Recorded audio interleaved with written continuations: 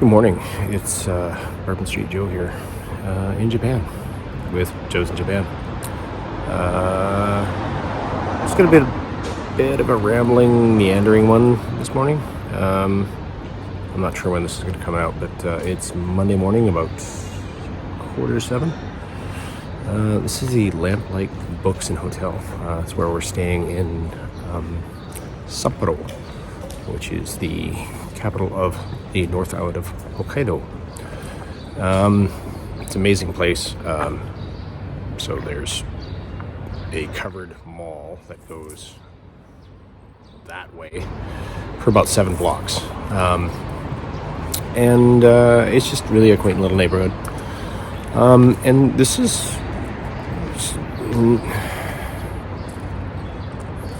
weird because it's not going to be ration content. It's not going to be food content. It's more travel content, which I've never done before. And as one of my favorite YouTubers, Paul Harrell, often states, I'm not telling you what to do. This is really my advice, my opinion, and again, whether you follow it or not, that's completely up to you. But I'm not trying to say, hey, it's not what I'm doing. So I'm obviously not wearing a mask, just for content's sake. However, I've noticed that, especially going from Tokyo to Sendai to Hakodate to Sapporo, pretty much once we left Tokyo, masks were about 45% there. They jumped in Sendai, and once we hit the North Island, like 90% of people are wearing masks. But anyway, so to get back to travel content, there are, as you can see behind me, there are literally hundreds of just tiny little izakayas, little bars, little restaurants. This is something it's kind of a North Island thing. It's a Seiko Mart.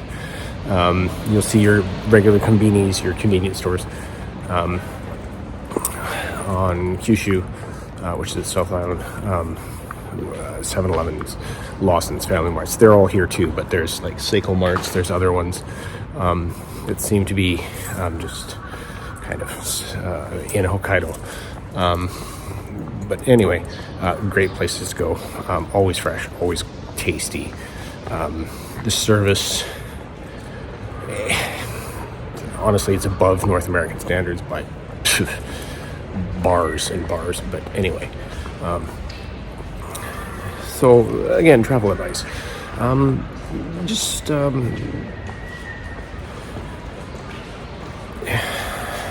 Be prepared. And I don't mean that by Boy Scout, always be prepared kind of stuff. I was never a Boy Scout, by the way. But be prepared for just cultural norms, wherever you happen to be. Right? So it's just it's a chicken place there, and we have eaten a few of these places. There's a Hiroshima style. I have passed it. Hiroshima style okonomiyaki place, which is basically a battered. I don't want to say pancake because it's not. It's a savory dish, but it's got cabbage and you can put in whatever you like. You can usually it's done with pork belly. Just read bacon when I say that, which is what pork belly is. It's cabbage, batter, pork belly. It's usually served with benishoga, which is a red ginger, not the pink stuff or the white stuff that you're used to with sushi, but it's a savory, it's a salty ginger, very tasty. We did another, I don't know, honestly, there's been so many places. But again, that's part of the experience is just the willingness to participate, I guess. And that sort of ties in with the whole culture thing, right? So are you going to be that guy or that gal or that person that goes to a 5-star, it's got a Starbucks in the lobby, you only eat at somewhere that's going to, sink you $100 per plate per person. You've got that sommelier wine and that kind of stuff. Or are you going to be the person that goes to somewhere that you're not like 100% familiar with?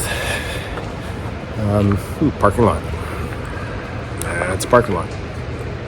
Or it's just an empty spot. I'm not quite sure. No, that's an empty spot.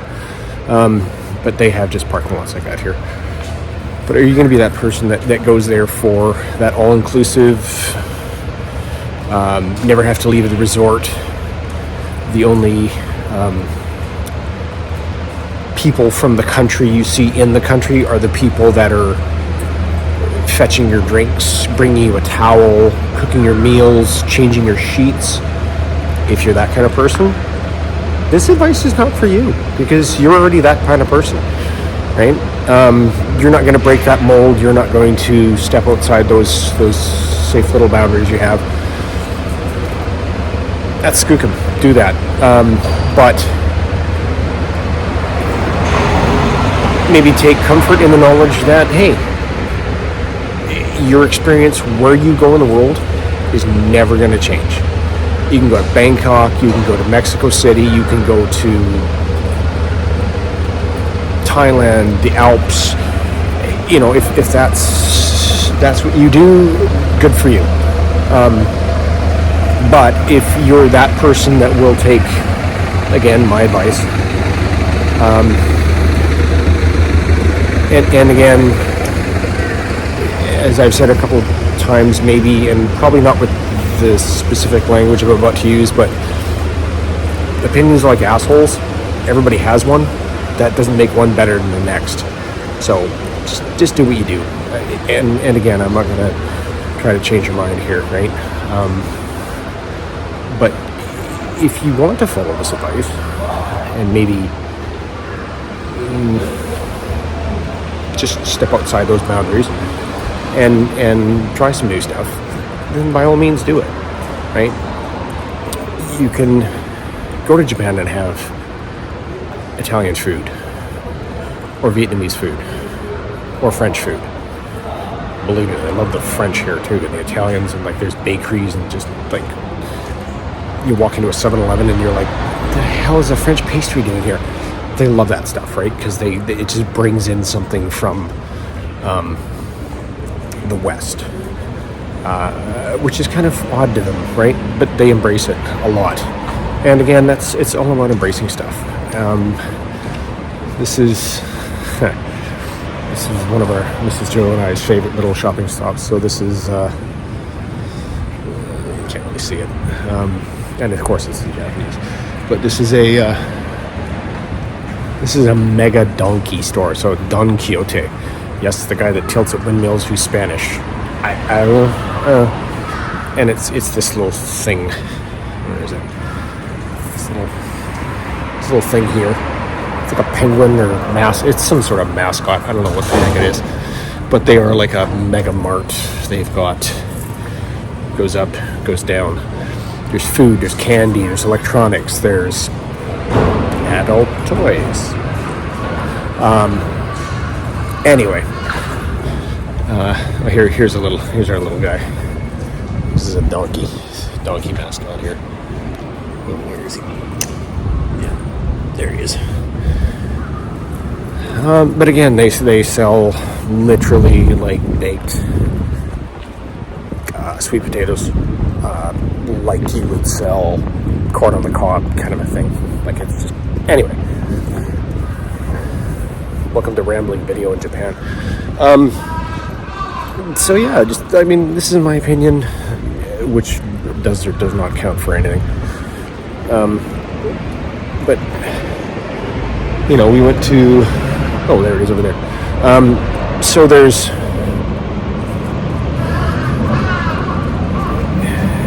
some advice that ties in with what I'm saying. Just go out and explore things, right? But again, this has been kind of my failing here so far, and this is sad because this is our last full day in Japan. On Hokkaido, we're flying back to Tokyo tomorrow. But don't be super discouraged when things may or may not go your way, or don't, right? Another Seiko Mart.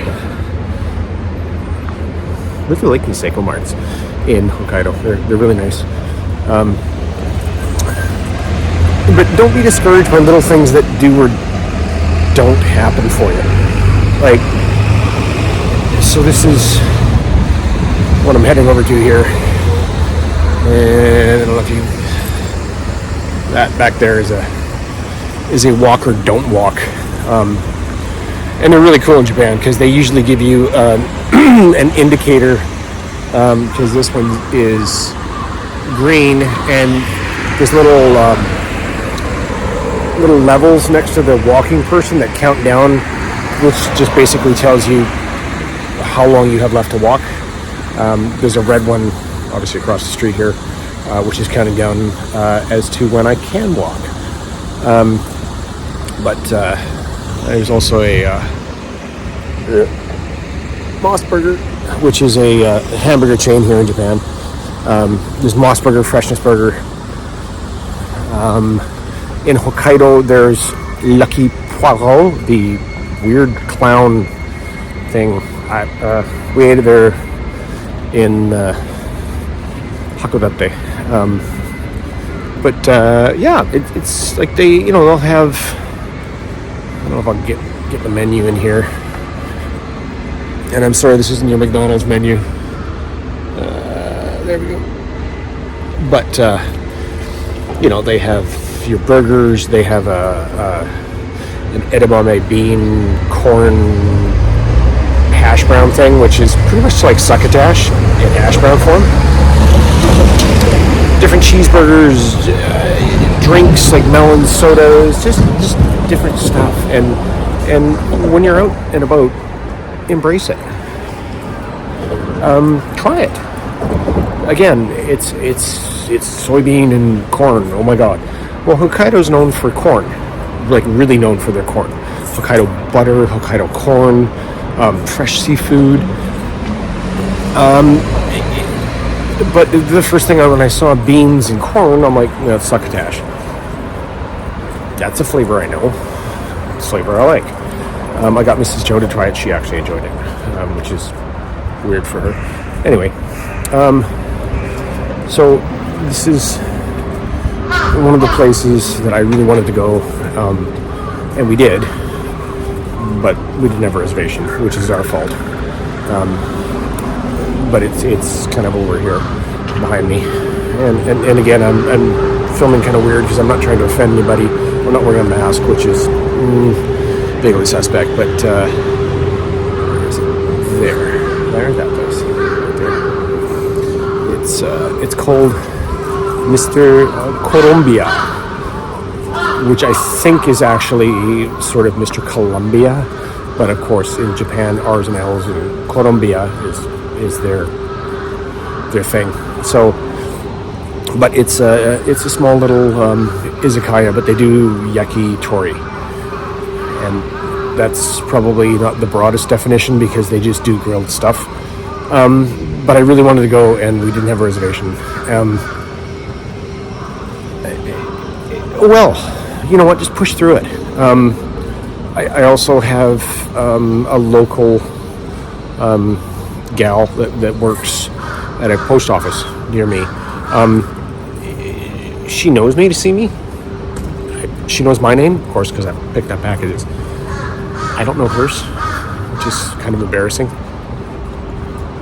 But she also asked if I would pick up a copy of Anne of Green Gables in Japanese for her, because she likes Anne of Green Gables, and she interacts with other people that are going other places, and often asks if they would do the same thing. So I said sure. So I went to a bookstore. It's around here somewhere. There's a Family Mart.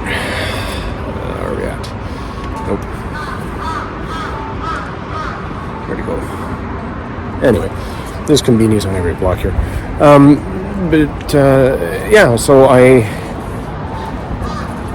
managed to Google Translate a screenshot of. Sorry, I'm just looking at menus here. Google a screenshot of Anne of Green Gables and took it to the bookstore and asked. Honestly, a little bit of foreign language goes a long way. So I basically said, "Excuse me," to this young lady and said,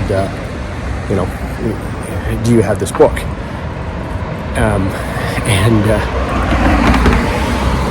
She, of course, immediately said to me, "Oh yeah, no problem." Not in those exact words, but she said, "No problem. It's the English books are on the second floor." And I said, "Oh no, sorry. I'm looking for it in Japanese." So, okay. So she went to her computer and did her thing, and like literally took me straight to the another yaki place.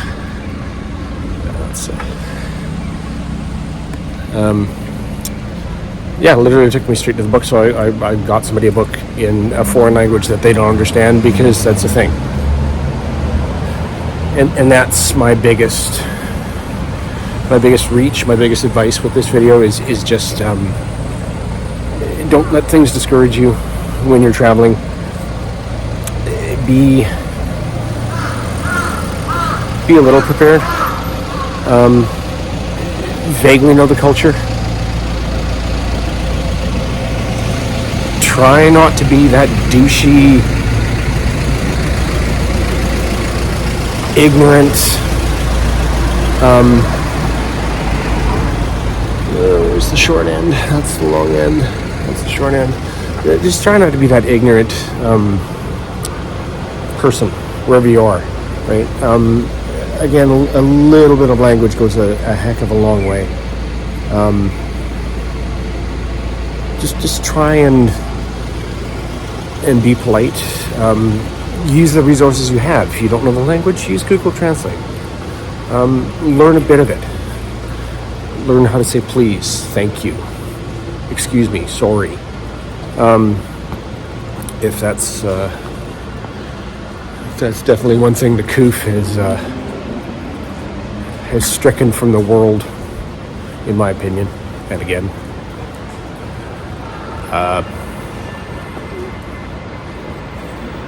the Coof is stricken from the world.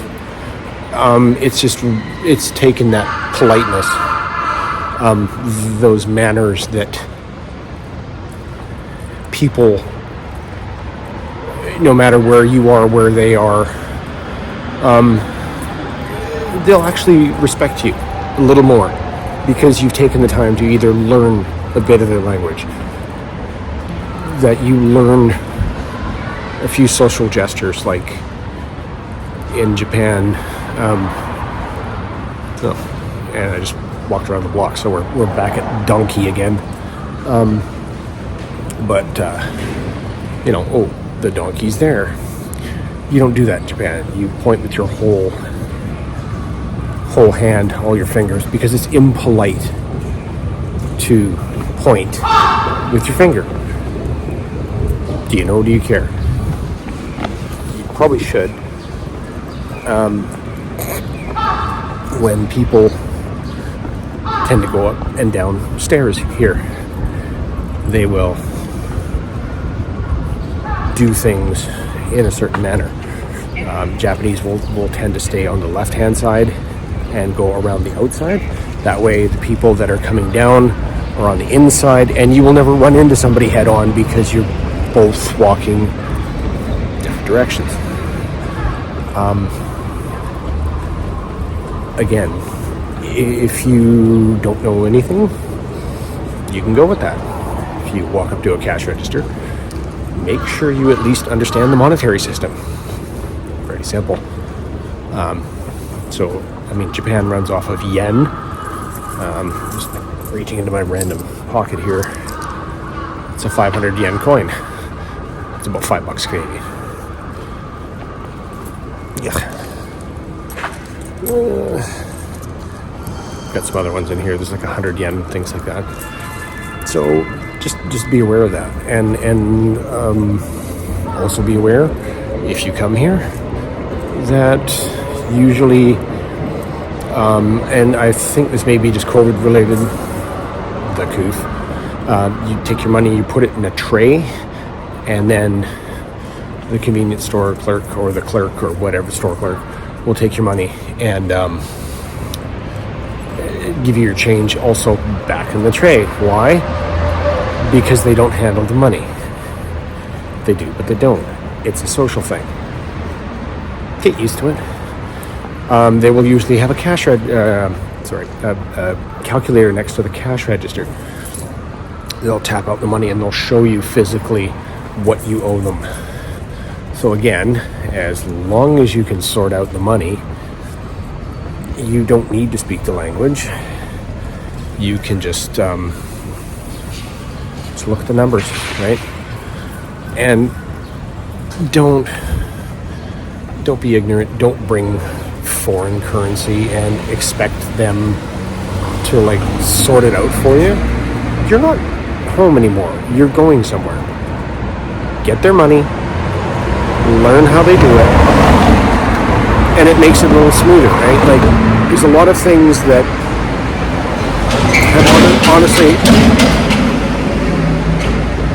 have honestly happened on this trip that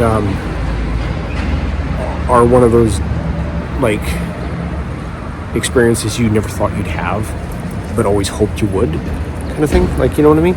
Like you sit behind your screen somewhere and you're like Googling stuff and looking on TripAdvisor and you're like, hey, what's this spot like? And what are the reviews like? And that's great. We can base stuff on that. But you don't have to be that, oh, I need a 4.5 out of 5 before I'm going to go visit this weird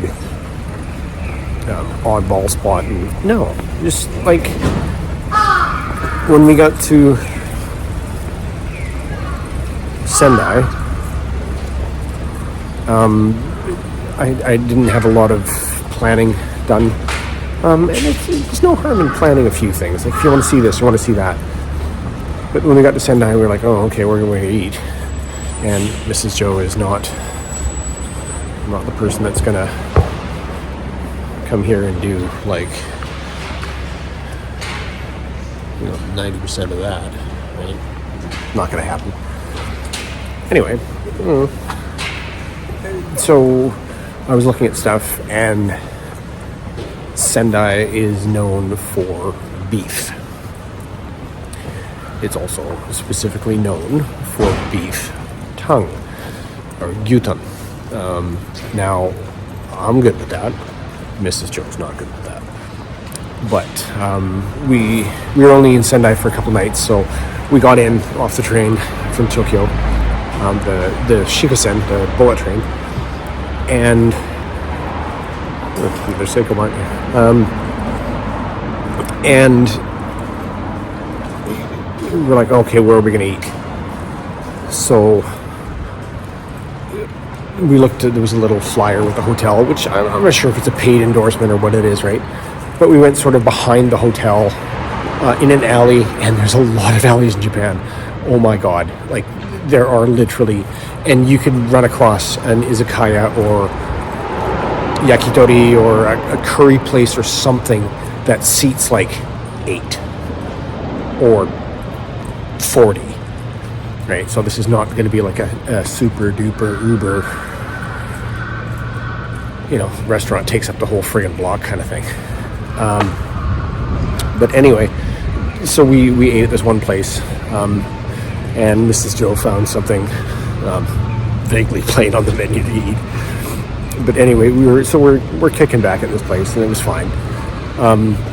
And again, because I'm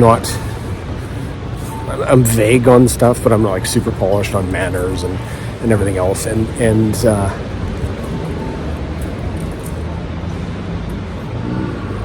check out that ramen. Yeah. So I'm like, oh, okay. And the waitress, bless her, an amazing lady, I won't say elderly, but older, probably older than me, or at least a bit of gray on her, not in her face. But she kind of like, oh, okay, so here's these foreign people that don't speak and not exactly sure what they're doing. And anyway, we went back a second time the next night because we were just like, you know what, like let's not. We're only here for 2 nights, so let's go back. So we went back, and we were sitting there, and I was a lot more decisive the second time we were there. And just like, okay, ordered this, ordered that, ordered this, ordered that. And her demeanor shifted. Like you could just tell. Wonder what they serve there. And so we were sitting there and we're eating a bunch of stuff. And of course, Mrs. Joe's doing her planes and I'm doing... I won't get into the content of what I've been eating in Japan because... anyway, so we're doing that, and there's a table right next to us, and there's two gentlemen there, and so we're just kind of hanging out, and they're hanging out, they're doing their thing, and we're doing our thing, and every once in a while, I kind of get a glance over in my direction. And it's just like, okay, yeah. And, you know, a bit of eye contact and you know, chatting back and forth a little, like vaguely a little bit. And then it was just kind of weird because then suddenly, like, they're just talking. We're just talking. And then the waitress comes over and she puts a plate down. I'm like, okay. Ooh, that's kind of cool. Sorry, just wandering. Sapro. There's a little... And there's a lilac bush, too. And, yeah, so we're just kind of hanging out. And then the waitress brings over a dish. And it's kind of what that looks like. A little canal flowing through here. And the waitress brings over a dish, and I can recognize. Sorry, I'm just setting the tripod up. That's fish, and. Kind of like, okay, what's going on here? And then next thing you know, the table between, there's a little 2-seat table between us, and then the waitress and the one guy move it over. And I'm like, oh, okay, somebody's joining them. And the next thing you know, they're like, will you join us, please? Okay. So we kind of scooch over, and turns out these my favorite tea in Japan, Oyocha, bold. It's an unsweetened green tea. So we join these two gentlemen who are high school friends, as it turns out. And one's a chemical engineer, and one I believe is an electrical engineer. And we just start talking. And they don't really know English very well, but they're more than passable in it. And like, so they start ordering stuff, and oh, have you tried this? Have you tried that? Do you drink this? Will you try this? Will you drink that? And they were ordering sake and miyagi. Sorry, it's a whiskey that's oaked in white Japanese oak, like and whiskeys and different dishes and try this, try that. They're talking about their childhood friendship and travel and things like that. And like for me, because I'm pretty simple, like to go to a bar you've never been in, to run into people you don't know who will take the opportunity to talk to you, share with you, literally drink and food and experience. Like that is one of the deepest cultural experiences you can ever have. I don't care if you're in Japan or Thailand or South Carolina or Toronto or wherever the hell you are. It doesn't make any difference. Like that's what traveling is about, right? It's not going, or it could be. Again, it could be going to that 5-star and having lobster thermidor and your $400 bottle of sommelier French wine. Doesn't have to be. You know, it could be eating a rice ball out of a 7-Eleven or a Family Mart or a Lawson's or a Seiko Mart, right? And that to me that's travel, right? Like that's really what it's all about.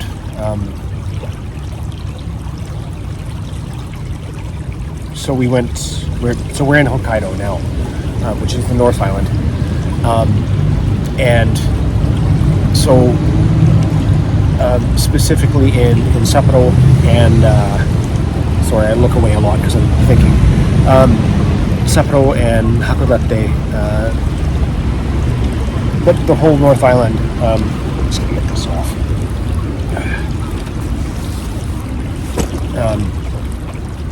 They have Japan, like most places, has an indigenous culture, and they're called the Ainu here in Japan. And Mrs. Joe's indigenous in Canada. I've got a bit of ink on my left, my right calf for her, which is specific to her tribe and people in the area she's from, or her ancestors are from. Anyway, they've got the Ainu in Japan, right? And Mrs. Joe obviously wanted specifically to and I basically pushed and planned from our last trip 4 years ago to get her to experience that culture here, because it's also her culture there, and again that basic sort of elemental connection between peoples, right? So you don't have to share a language, a food experience per se, but I wanted her to experience that for herself here because it's something that's close to her, right? It's part of who she is, what she is, and that's also part of her doctoral study, her doctorate that she's just starting up, and. So we're sitting here in Sapporo, and there's a national Ainu museum in Shiroi.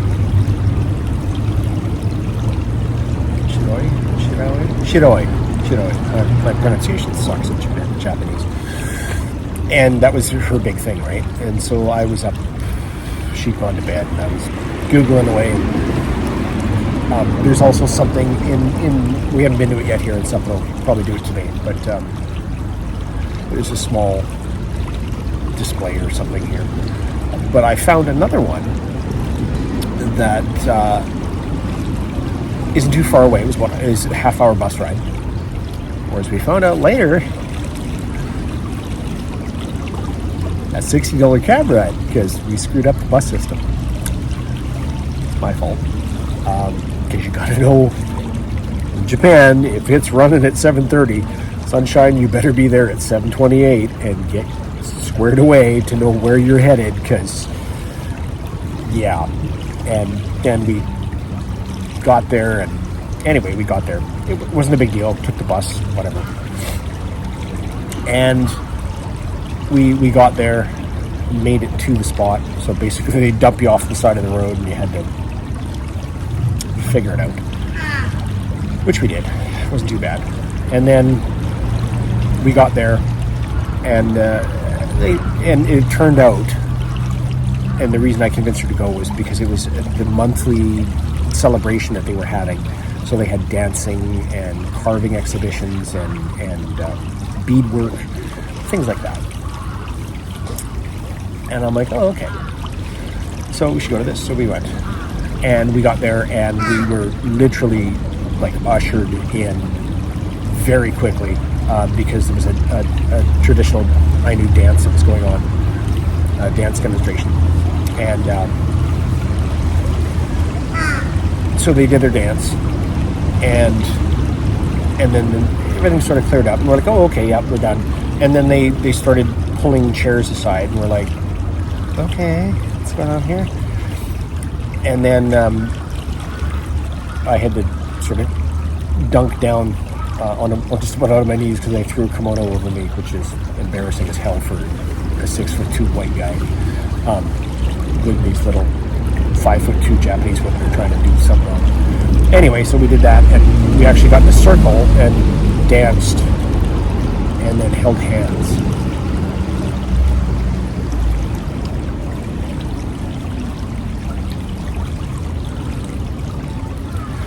Yeah, I'm gonna have to edit this bit, I think, quite a bit. Anyway, so after everything's over, and again, I kind of poked and prodded Mrs. Joe just a bit, and I'm like, so there was a woman and her mom, and the woman's probably my age. Her mom's like gray. I don't know how old she was, and I sort of like poked Mrs. Joe. I'm like, hey, tell her that like you are and they are. So hey, you know, and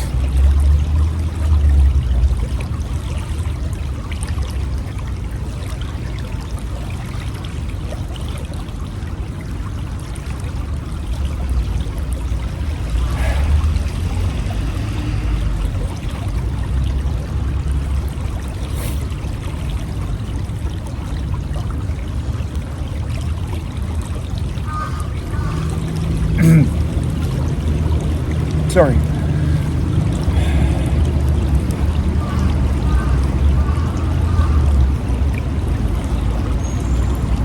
So like I told Mrs. Joe, you know, it was like it's like $60 cab ride after we missed the bus. But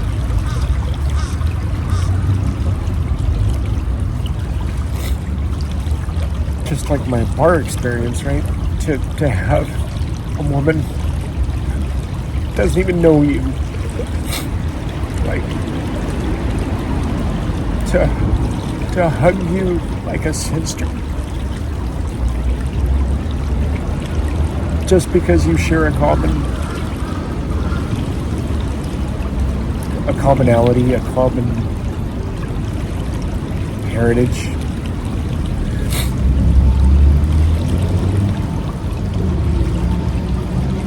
I mean, you're halfway across the friggin' world, and